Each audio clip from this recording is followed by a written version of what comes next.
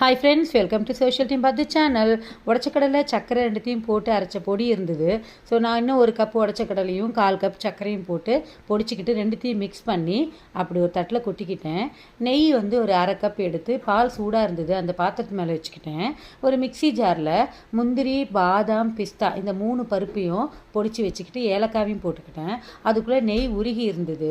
நல்லா மிக்ஸ் பண்ண இந்த மாவில் நெய்யை கொஞ்சம் குடி தோண்டி ஊற்றி கொஞ்சம் கொஞ்சமாக உருண்டை பிடிக்க ஆரம்பித்தேன் ஃப்ரெண்ட்ஸ். இது பாரம்பரியமான ட்ரெடிஷ்னலான ஒரு இனிப்பு.